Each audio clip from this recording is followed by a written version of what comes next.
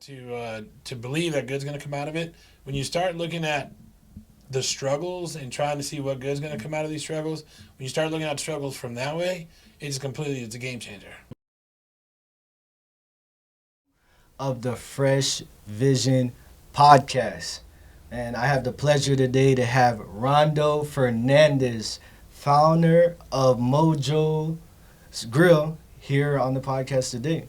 So I wanted to bring you on. I love what you're all about, your story, how your heart is for the community, just an all-around great guy. I want you to just briefly introduce yourself, and then we'll dive in.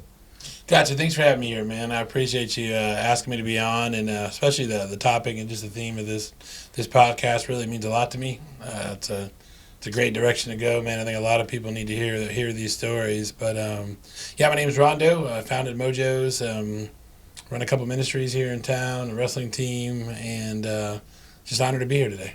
Awesome. Thank you so much for coming on. Short notice too. Yeah, no worries, man. Awesome. I see you got the heat on today. I know they just won against the Celtics, long fight battle. How you feel about them going? Yeah, I'm a huge Miami fan. So you better be lucky they don't have a swim team, because I'd be here sitting in a Speedo right now. I don't think that'd be good for anybody. But I love every team from Miami. And as a South Florida fan, it's just this year's been great, right? It's stemming from the two Miami Hurricane basketball teams, right? Yeah. Final Four and Elite Eight for the girls. And then see, the Heat doing what they're doing. Florida Panthers in the finals as well. The Miami Hurricane baseball team is starting the postseason. So the Dolphins made the playoffs. So you better watch out. Miami Hurricanes football team ever start to do a little something, man, you won't be able to talk to me, man. I'll be unapproachable. You're gonna be on the road with them. Yes, sir. Yes, sir. Yes, sir. Man, the Fresh Vision podcast is something that I really wanted to bring to the forefront because, like you said, it's important for people to hear these stories. There's so many people that go through different things in life, whether it's adversity or they're trying to learn how to do something more prevalent, and they don't necessarily have that roadmap. And for me, when it comes to Fresh Vision, it means something. When I started, when I was in college and I was going through something, I did a whole TED talk on how to find your purpose after hitting rock bottom. During that time, there was so much going on in my life, and I wanted to see how I was going to get out that predicament. And when you have so much going on, it's like a fog. You can't even see what's going on around the corner because it's so dense. You're just so drowned in your situation. And I used to just work hard and pray to God for fresh vision. And as I continue to work and I continue to push through adversity, I felt like God would give me the instructions on what I needed to do next to get to where I wanted to go. And your testimony, I've heard bits and pieces of it.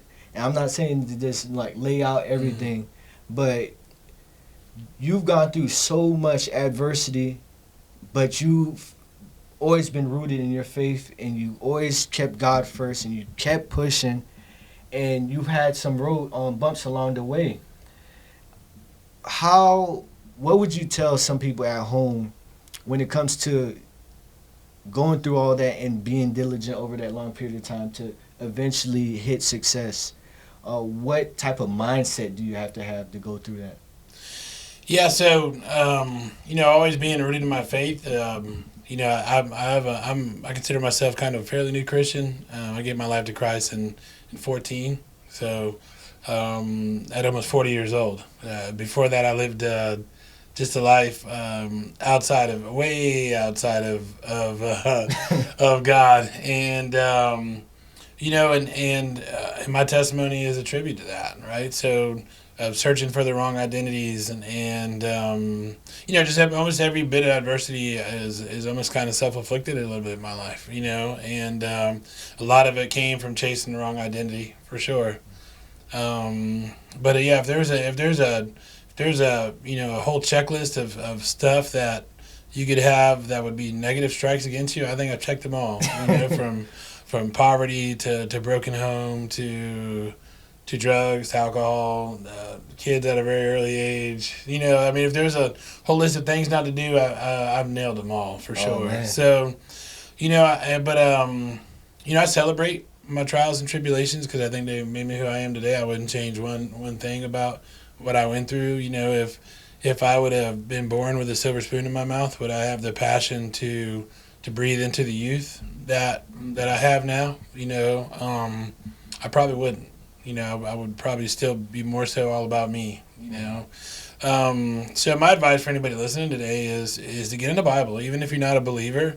For the first 8 months for me before I gave my life to Christ, I practiced Christian ways, and because my buddy told me he believed in God just in case, So, and we had a whole long talk about it. I said, "So I say, man, I'm going to try it out," and my life was changing, just by living by the principles that we learned in the Bible,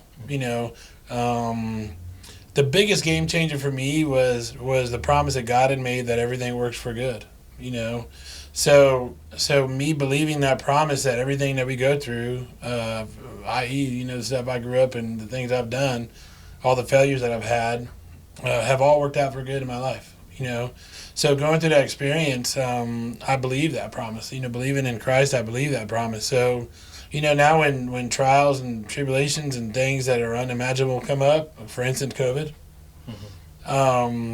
My prayer isn't why me or what's this God or, my prayer now is it lines up just with the name of your podcast is Fresh Vision. So now when there's something questionable, I pray to God to show me the eyes. Okay, God, everything that you said is you say is going to work for the good. So just give me the eyes to see what good's going to come out of it. And I'll start walking that way. So when you're in this fog and everything you're talking about, being able to believe that good's going to come out of it. When you start looking at the struggles and trying to see what good's going to come out of these struggles, when you start looking at struggles from that way, it's a game changer, right? So COVID's like, man, what did we learn from COVID? Well, we had to run real lean and we had to make changes. We had to run our business extremely sharp and get back to things. And it taught me the importance of family and how fragile life is and those types of things. So, COVID, while it was a hard lesson for a lot of people, was also a great lesson, and we have two choices. We can go back and go, man, if COVID really stymied me and it messed me all up and this and that, or you can, work towards the good of the thing. So, God's the way and the only way. I mean, I didn't come here to preach or share the gospel, man, but I don't know how people can go through trials and get in those types of things without God. I mean, I don't know how I made it without God, So if I had any advice, I would say just get in the Bible, even if you don't believe in God or, just live your life in those ways because, loving others is huge. Forgiveness is huge. Swallowing your pride is huge. Being humble is huge. And so if you just follow those types of things that Jesus teaches you in the Bible, that's going to help you out of any struggle. And then for me, my number one advice to getting people out of their mud, if they're stuck in something, is to go love others right away. That's my advice because that will give you a fresh perspective on your problem and your issue. So find somewhere to serve. Find somebody to help out. That's really important, and I think, and then a lot of chances too, they also come back and help you. So one big. Sorry, I'm Cuban, man. I talk a lot. You're good. So one big instance. Go back to COVID. We got shut down, right? So I mean, we have 300 employees, and we weren't allowed to serve any food whatsoever. Oh man. Every hospitality employee got laid off in Marion County. And and with the partnership of Chris Beers at Prestige Auto, we came up with the idea that we're going to feed all the hospitality employees in Marion County. And we set up at First Baptist Church, was our first one, and I think we served 500-600 people that day. And then in the weeks to come, Chris is a great guy. In the weeks with his compassion, we partnered up with those guys, and next thing you know, in the weeks to come, we're feeding 3,000-4,000 people a Saturday. And when we serve, that that took my mind off of the struggles that we're having in our business, you know, but it also gave me a fresh perspective, you know, where I'm, you know, I just don't freak out, you know, and you know, so when I'm struggling and I'm about to start kicking the can and woe was me, you know, a lady come, she ran out of gas on her way to the food thing and just kind of coasted in, you know, and man. so we prayed for her and we gave her gas money and but it just gives you a fresh perspective on your life. It's like, man, you know, we're all in here together and we're all struggling together and what really kind of opened my eyes to that process is, you know, when we were finally able to open up and serve food to go only, you know, I kind of get emotional just talking about it is you know, I would go up to any Mojos and there would be hundreds of people standing in front of my door to order food from me. So, you know, the community is like, we're not going to let Mojos fail, you know, and that just kind of how it works, man. You know, so, you know, when you're struggling, you know, love others, man, and just serve your way through it. That's the best advice I can give. That's so powerful. I know from personal experience, when you got your back against the wall, you're going through all those stuff, it's like, man, like, most entrepreneurs say they never done it, but like, if you really are in here, in this realm of entrepreneurship, and you've experienced some true hardship, like, you've thought about, man, what if I quit? It's not about quitting, not being a quitter. There's a lot of tough people, but it's about you're facing so much things. It's a brief thought that comes to a lot of different entrepreneurs. What if, like, this is a lot that I'm experiencing? What does that look like? Tony Robbins says this: if you want to take the island, you have to burn your boats. When you give yourself no option to succeed, you either die or succeed. People tend to succeed. So that whole thing about when the Spanish conquistadors took that island and the captain burned the boats down to the ground. So whenever they thought about, okay, retreat, they looked back, their ship was at the bottom of the ocean. Have you adopted that mindset that no matter how hard this gets, hell or high water, like even like Job, you may face all types of adversity, that you're going to keep that mindset and you're going to keep pushing forward. That's a big separational factor from many people that win in this entrepreneurial realm. It's not easy. There's a lot of failure in it, but it's the people that not always the most talented, not the person that always has all the most resources. It's the person who is willing to adapt and is resourceful that I've seen.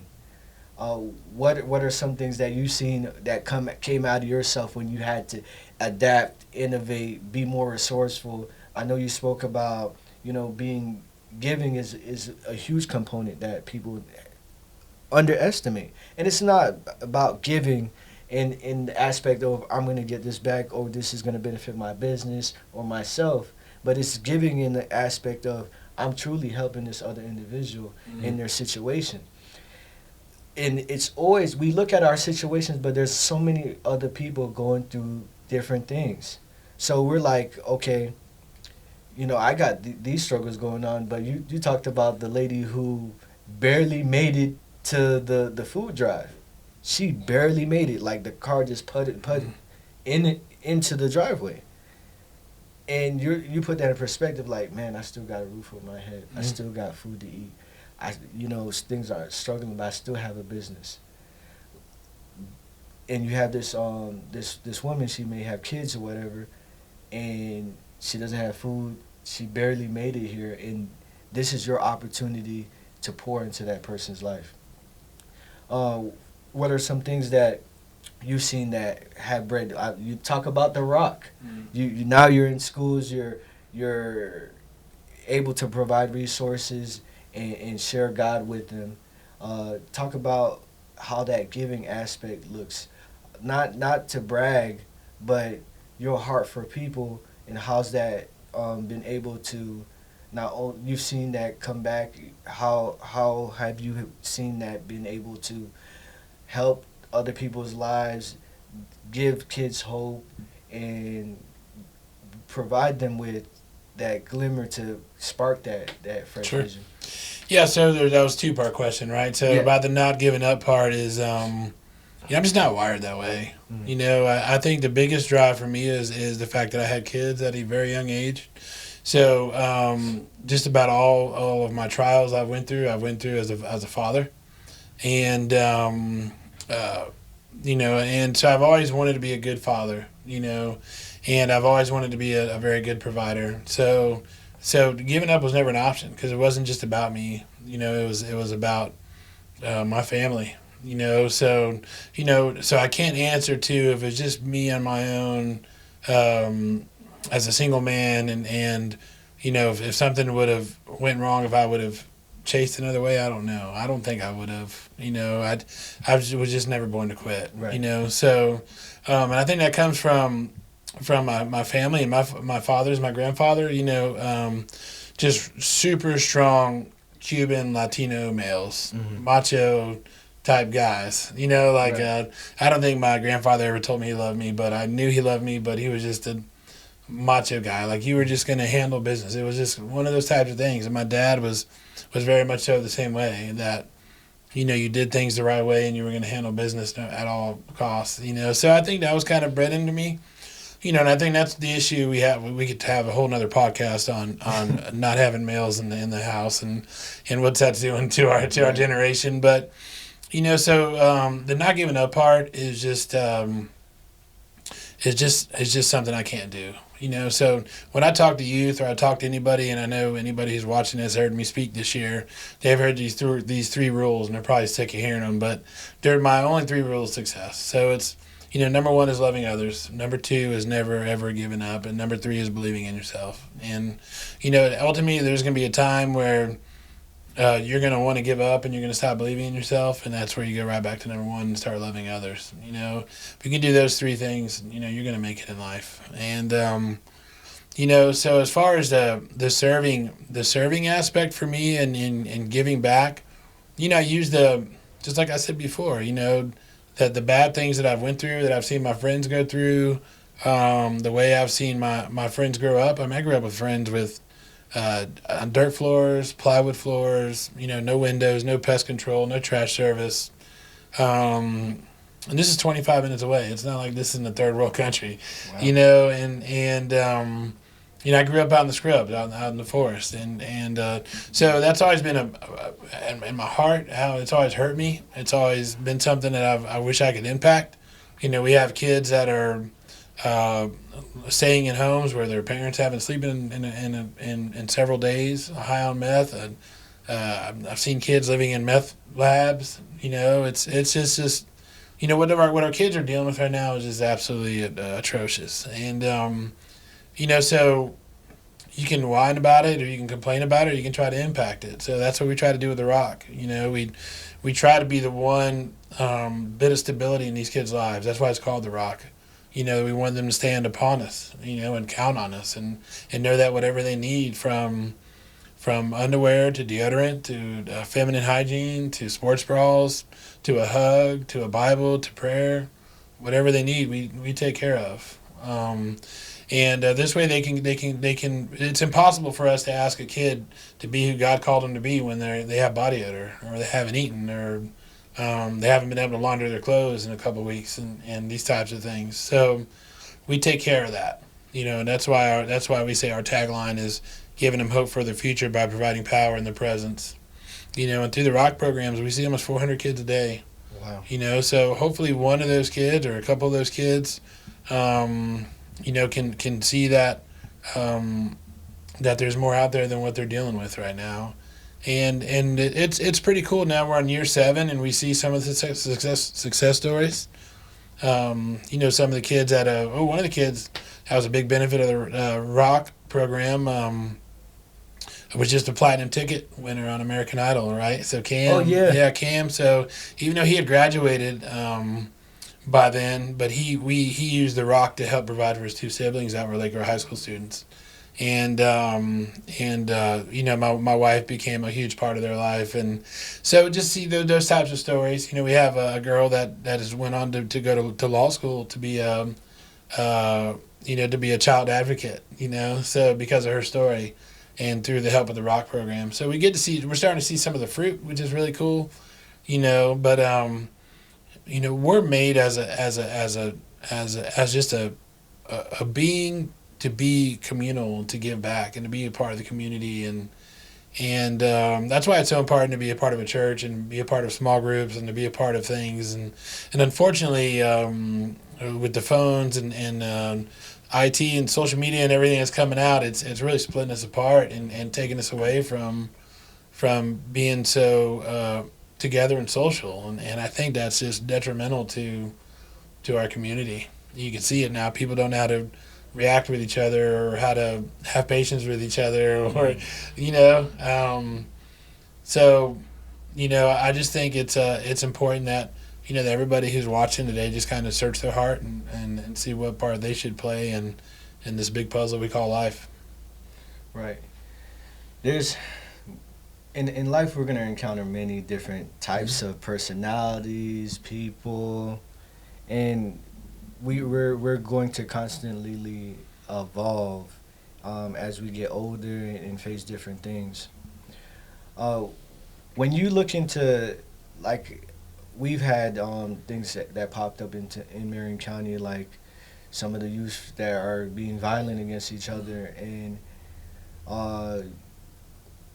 when you see stuff like that, and there's only I remember when I went and spoke back at my old high school, Forest High School, and people think it's so insignificant when you talking to one or two or three individuals that can impact hundreds. Look at yourself. Somebody may, your family, whoever that came across your path, poured into you, and you're able to make such an impact with a team around you.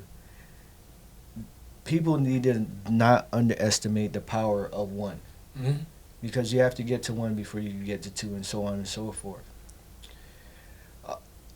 You see so many different kids and you see so many different adults. With that in mind, you could be tired. You could have your own stuff going on. What do you say to yourself when that? And you've shown it. I've seen it. Like, just you talking about it in this podcast as well. Like the woman who came in to the drive, and you were able to service her. That type of mindset. How, do you stress that to your youth when you're talking to them? What are you looking to do besides? I know you're giving back. What are some of the core principles that you teach some of the young people that are coming up behind you? Well, my 3 rules, right? So I teach that to everybody. I don't care if you're in kindergartner. When I'm doing career days or something like that, I hit those rules. To adults, I hit those rules. Those are 3 strong rules to success. I also spoke on Matthew 6, where it says, "Seek ye first the kingdom of God, and those things will be given to you." Seeking first, man. I'm telling you, man. I'm sure there's gonna be people watching this podcast, and they're gonna be like, "Man, this God thing is crazy, or this Jesus thing is crazy. I don't understand it." But I'm telling you, when you live by the ways that He teaches you to live, your life absolutely changes. When you take time in the morning to reflect and to look ahead of the day, and then when you're praying for God to direct your path today and show me what's important today, and you're taking that time to even the principle of just doing that exercise, even if you didn't believe in God, is powerful. If you just took time just to say, "Man, what's my goal for today? What do you have for me today? What am I working on today?" Take time to call out your temptations. Be honest with yourself and call out your temptations. Right? We all have temptations, and we all do something that we're not proud of. We wish we didn't do anymore, and take time to call those out. And I find out when I do that and I set myself up, I'm more aware. I can see, just like the fresh vision that you're talking about in your podcast. Hey, give me the vision to see what's going to come up on me today, or where the enemy's going to pop his ugly head out. And it's amazing how you see it. And I know a lot of times we talk about the Holy Spirit being quiet, or people might have the perception that he's quiet, or he's not quiet at all. He's so loud, he screams. The only thing is, a lot of times we just tell him to shut up and just keep doing about our business, and that's unfortunate, But if you just take that time and just kind of, reflect and be in the Bible and go to church so you can be around a good group of the same people that want to see win and succeed, that's huge.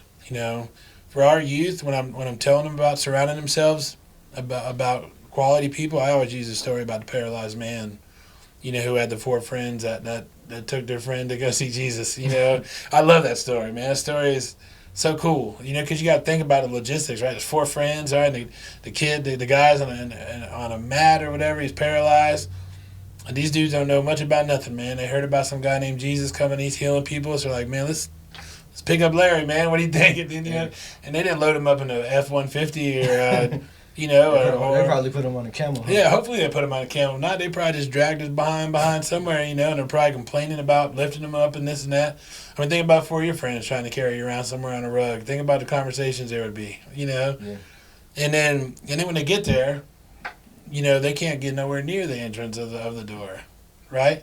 So then the crazy friend is like, I got a good idea, dog. Let's go on the roof, right? I mean, it's just, if you look at all the stories, man, and the other friend's like, man, let's dig a hole through the roof. If you look at all the stories, we all have they're screwed up buddies that probably have this conversation. Oh yeah, but I got a couple. Yeah, but the one thing that paralyzed guy did right was surround himself with people that do whatever it took to see him, to take him to go see Jesus, man. And if you can just surround yourself with those types of people that do whatever it takes to see you win, man, and then once you're healed from your paralysis, man, now it's your turn to go save somebody else, So that's why I love telling that story, man, because kids just need to know that, especially with the lack of participation with kids on teams and all that kind of stuff now. Participation is down all over the board in every sport, and it's crazy. Not everybody could be Mayweather, Yeah, man. Right. You're right. It's so that's kind of those are the things that I tell kids, man. You always seek to do the right things, and the wrong things will jump out at you at 100 miles an hour. You'll see them. When you sit there and you pray and say, show me the right things, the wrong things are very, very clear, and so that's kind of my message to kids, man, and to believe that they're not, life is not to be about yourself. I lived such a selfish life for, probably 14, 15 years of my life. I lived an extremely selfish life, and I hurt a lot of people, and I didn't care who I hurt, So to be able to go back and try to mend those ways and see the ways, I'm glad that God showed that to me about, because at the time I didn't believe I was being selfish. I thought I was trying to do whatever, but so I'm very grateful that God's given me the eyes to look back and see, man, hey, this was the old you, and this is what I have for you, So those are the message I give to the kids. Absolutely. What's some new things you got on the horizons? Like what were some new projects you're working on? What are some activities you're looking to do this year? Talk about that. Awesome, man. With new things, so I am taking a step back from the restaurant business. So I just want to take my wife and just spoil her for the next year for sure. Mm-hmm. So we were always kids having kids. Our oldest is 32 years old. Oh wow! And we always grew up broke as a joke, So we're gonna take this time to just be about ourselves, just me and her, and go see the country. We've never been able to do that. Haven't been able to travel a lot. I think that's so cute, like how you be posting about your wife. Yeah, man. Like y'all still like actively dating each other. Man, I'm so madly in love with her. It's not even funny. So, and we've been together since '98. But that could be another podcast on marriage advice. I pursue my wife every day. you know, and I think that's super important. You know, you have to pursue each other every single day. You know, I hit on her every day. She catches me checking her out every single day. You know, and you know, it's kind of weird. You know, in our marriage caught fire when we put God in our lives. You know, in 14. You know, because when I gave my life to Christ, I got to turn around and baptize my wife. You know, and my 4 kids and my mom. And that's a day that I would never forget. So, you know, putting the Bible in our marriage and putting God in our marriage is also just really strengthening covenant. Mm-hmm. You know, we have a trust that I can't explain. And I did everything prior to that. I did everything in my power to screw it up. You know, and she just never gave up on me, and which is so amazing. She always knew that I would turn into somebody someday or something someday, and I just try to reward her for that and show her that she chose right. Yeah. Whether I get there or not, I don't know, but and also too, I just try to proclaim my love for my wife as much as I can, just so everybody knows that how much I love my wife. That's really important. You know, I don't know if I do that for accountability or if I do that for what, you know, but I just. It's just important to me, man, that I put her up on a pedestal, and I think what women want most is affirmation. They want to know, they want security, and they want to know that they can trust you. And I think once you can provide that, yeah, I think you're cooking with fire. You know, so we're gonna take this next year, and I'm gonna spoil her. We're gonna go see some things we've never been able to see, and then when we get back, we're still gonna be doing the rock program. We got 2 new rocks, actually 3 new rocks opening up next year. So we'll see. You know, that'll be another 3,000 kids we'll be able to take care of, which is really awesome. We're still with the Fellowship of Christian Athletes and delivering the gospel to as many students that we can. We do right now almost 2,000 students a week we deliver the gospel to. So they're not necessarily new things, but just breathing in, continue to breathe into those until our work is done. You know, we're only talking to 2,000 students, and there's from the middle school and high school, and there's 28,000 that we could be talking to. So there's a lot of work to be done. There's still a ton of homeless kids that we still haven't reached yet. But as far as new things, so spoiling my wife and just continuing our 2 ministries. Absolutely, man. Like, I appreciate you more than you know, like, how far you come. Like, it motivates me as well. You know, our paths are different, but I faced adversity as well. And the way you put your head down, you continue to push, and you're pouring into other people, it's inspiring. And I appreciate you for that. You always have a heart that's centered around God, family, community. And I want to encourage you to keep pushing on that path. And yeah, definitely take some time for you and the missus, you know, have fun, and continue to take what you're doing to the next level. For sure. I appreciate it, man, and same thing to you, brother. You know, it's been fun to see your walk, and even though we don't conversate as much, you know, you got a great story, and I'm excited to see how God's going to use you and it to inspire others. And we have so many youth in Marion County that could really use your story to see a path. You know, everybody has the ability to impact somebody, and I'm excited to see how God uses you. Absolutely. Tell the people where they can find you online and how they can continue to help the cause. Sure. So I'm always on Facebook. I'm addicted to Facebook, unfortunately. I'm addicted to Twitter too. Most social media, man, just that's one thing I need to pray about is just kind of overcoming that. But yeah, Facebook and Twitter, and if you want to follow the Rock Program on Facebook or therockprogram.org, you can learn all about us. My daughter's the director. She does an amazing job. We just hired Danielle Lucas too. I don't know if you know Danielle. Yes. Yeah, Awesome. She's a warrior for the kingdom, and so those two ladies are just amazing ladies, and I know I'm so excited to see what's going to happen with the Rock Program with their leadership. You know, so yeah, follow along with the Rock. We could use so much help. We can use so much help with prayer, deodorant. We go through so much deodorant. We go through so much feminine hygiene. You know, nobody ever talks about that. So when we do a hygiene drive, we'll get toothbrushes and toothpaste for days, man, but nobody ever thinks about the ladies, you know, and sports bras, you know, undergarments.